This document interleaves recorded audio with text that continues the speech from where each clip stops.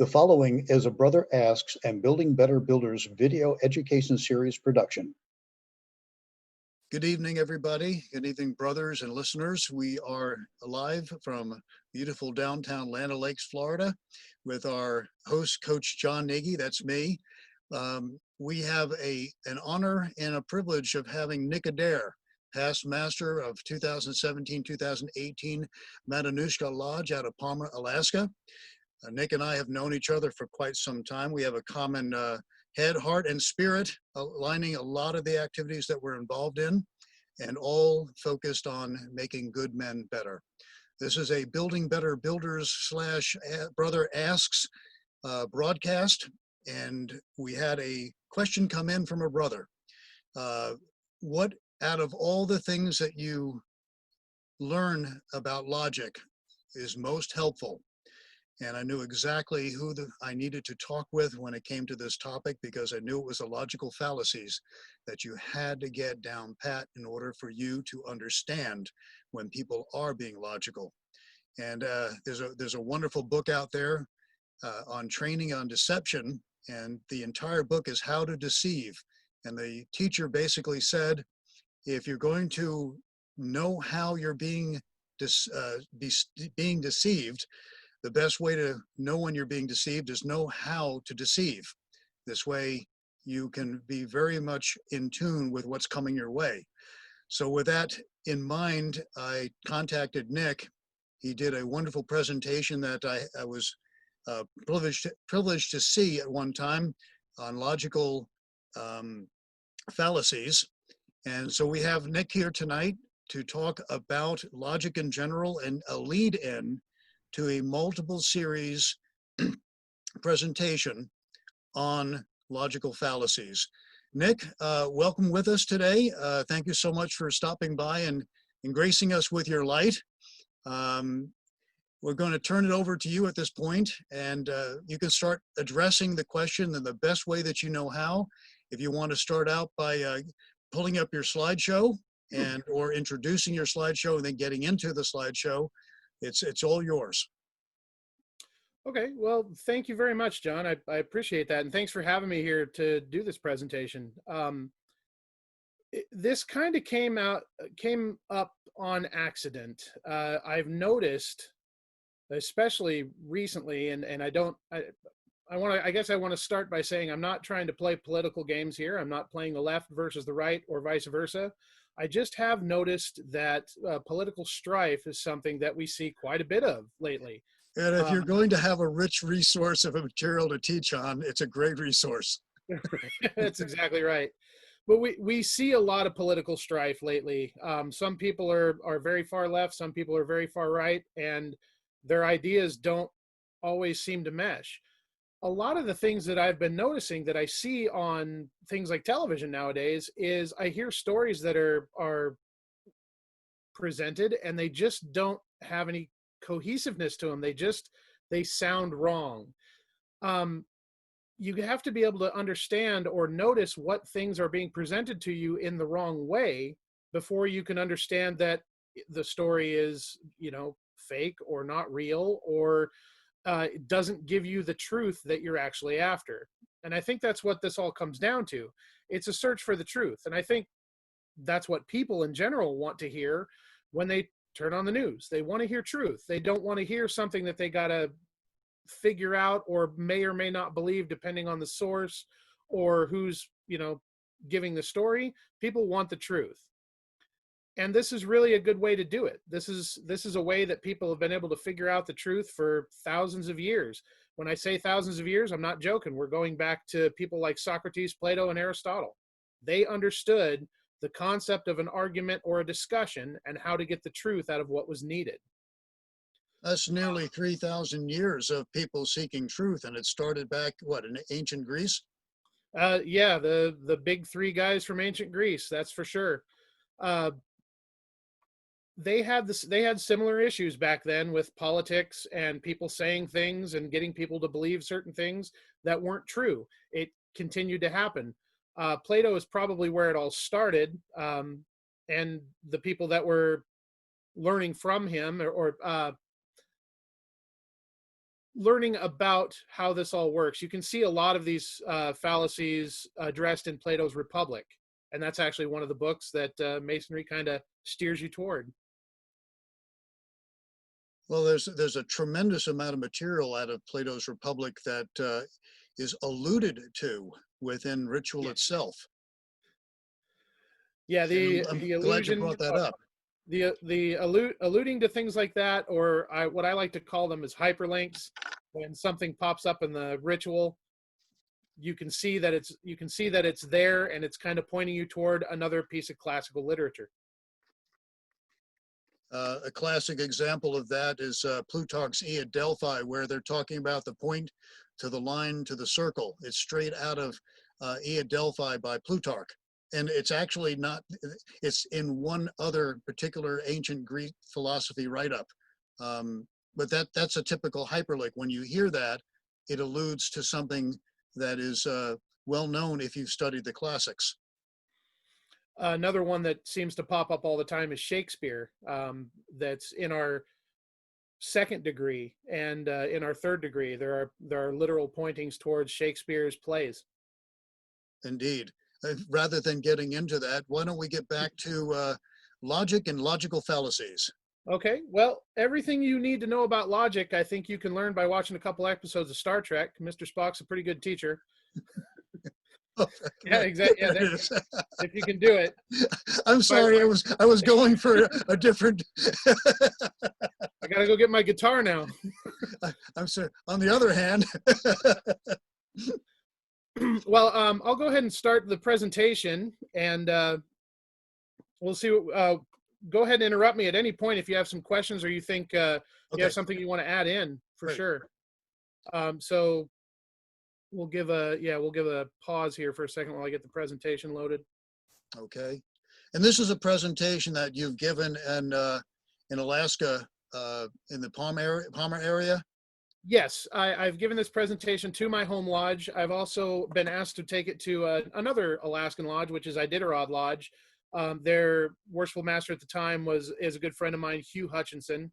Gotcha. And what we decided to do, this is actually something that I think will help out lodges a lot more, because most lodges tend to do their education meeting outside of business. So what we did at Iditarod Lodge was I showed up for their meeting. We had dinner. They had their meeting. They did their business, and then they closed the meeting. They cut everything kind of short, and then we did the presentation afterwards. And then if people get, they have to leave at a certain time, they're free to get up and go at any time they want. Then you have the ability to have open discussion without having the master direct everything. So it kind of worked out really well in that aspect. Awesome. Is it ready to go? Yes, here we go. These are the fallacies of logic, or the fallacies of logical thinking. And basically we're gonna start right from the beginning here.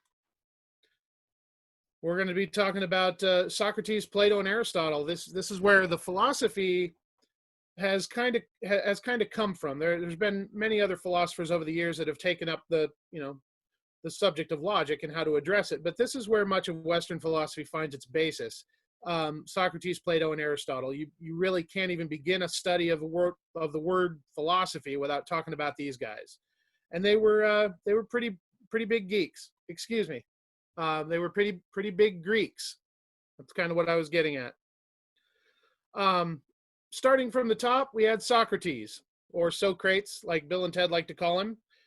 He was a big city philosopher in ancient Athens. He was accused and convicted of corrupting the youth in the city, but his only real crime was embarrassing people.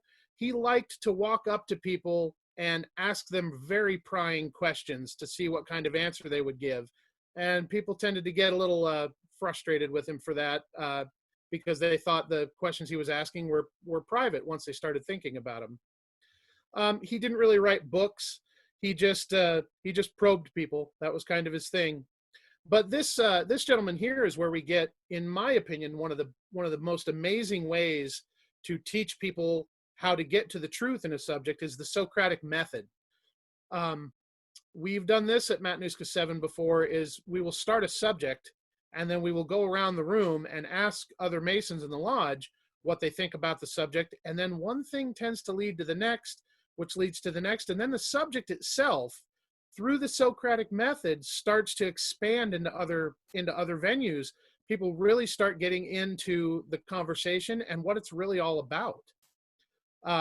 And I can do more on that at a later time, but Socratic method is definitely something to look out, or I'm looking forward to that too.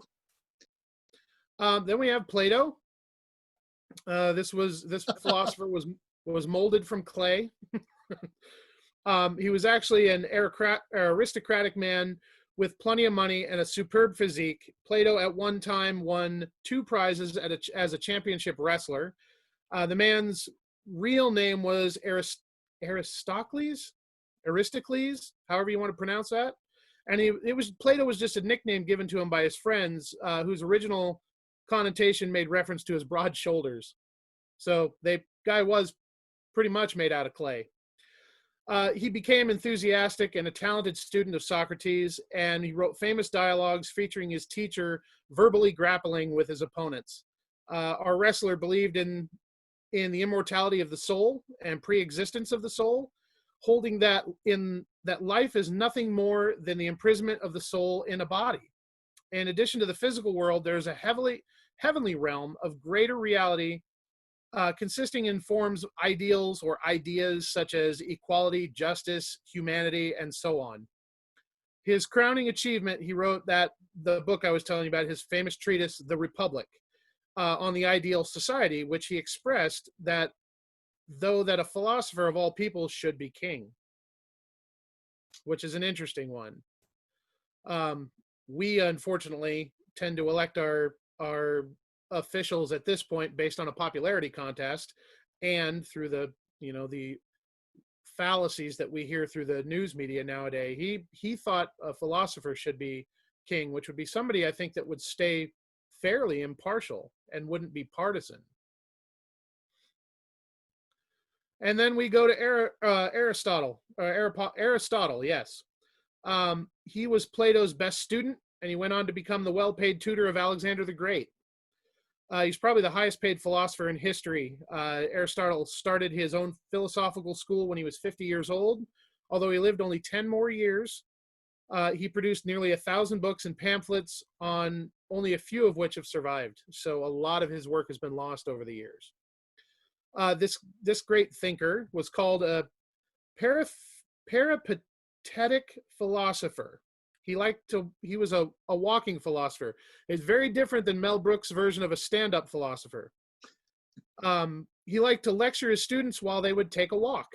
The picture in the middle here of the arrow, right below the Aeropostle sign, is from a very famous painting called The School of Athens, which is depicting Aristotle walking around with one of his students. A lot of his followers were called Stoics, and we know where the whole Stoic attitude comes from these people, because they preferred sitting around on porches when they just sat there and shot the breeze. A key theme with Aristotle's thought is that happiness is the goal of life. And Aristotle was a good deal less otherworldly than Plato. He voluntarily went into exile from Athens when the conditions became a bit politically dangerous for him. He even said, "Lest Athens sin twice against philosophy." So when politics started taking over and reason started going away, does that sound familiar? He decided he was going to leave. He made a beeline out of the mess. Yeah, I think he probably understood, which is something that a lot of people nowadays understand, is that a reasonable mind or a reasonable statement tends to get pushed aside by the mob. He was also the founder of logical theory. Aristotle believed that the greatest human evidence is the use of reason in the theoretical activity. One of his best known ideas was the concept of the golden mean, avoid extremes, which is, I believe, a Buddhist philosophy as well. The counsel of moderation in all things. So then I guess the big question is, what do these 3 guys lead us toward?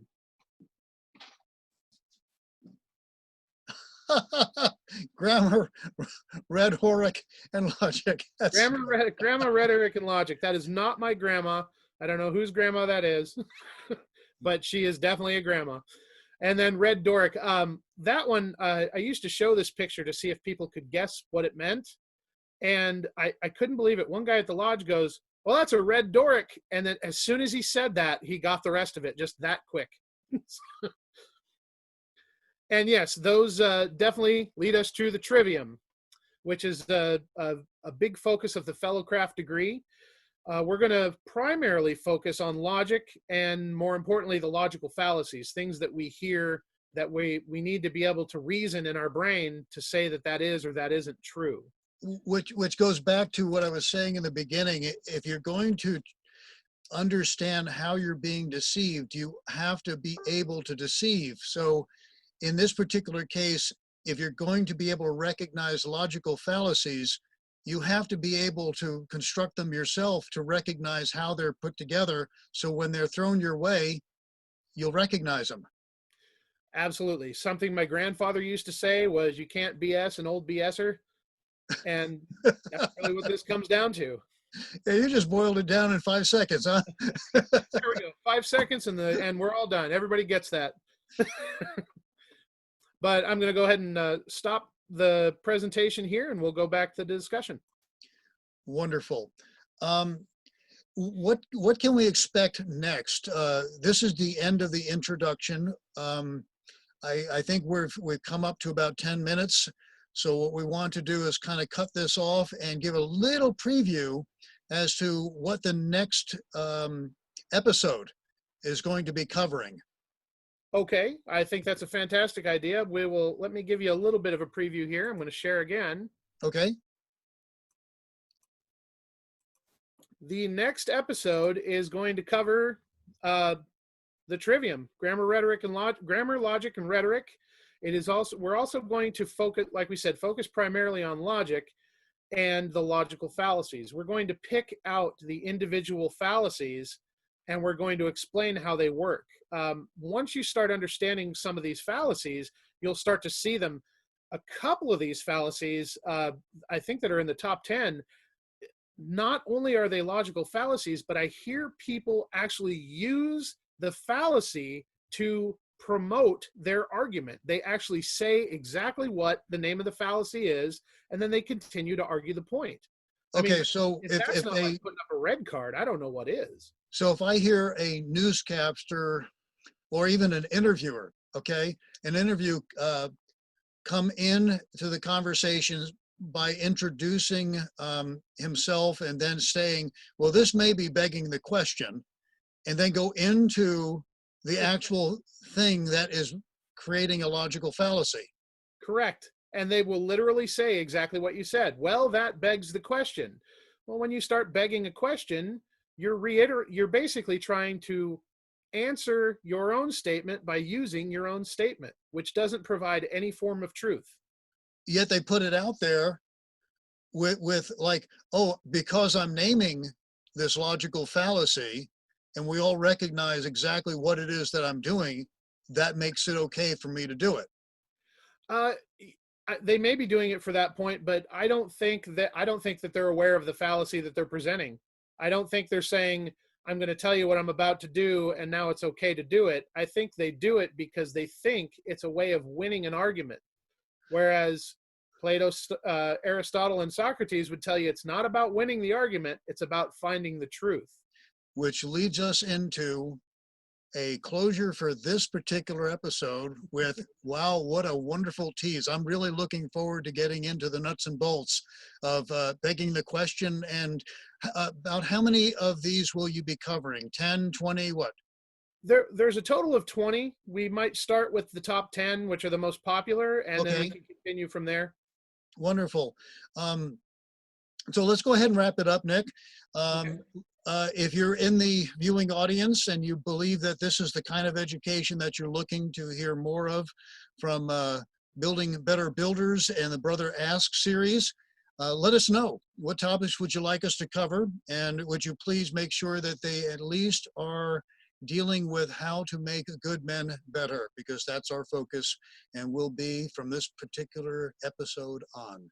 Nick, I don't know how to thank you from afar, but I'll put up the, it's the only logical thing to have somebody like you come on and talk on this topic. And I'm looking very much forward to the next episode. Until then, be well, farewell, you and the missus, enjoy your weekend activities, and I will be talking with you again soon. All right. Good night, everybody, and God bless.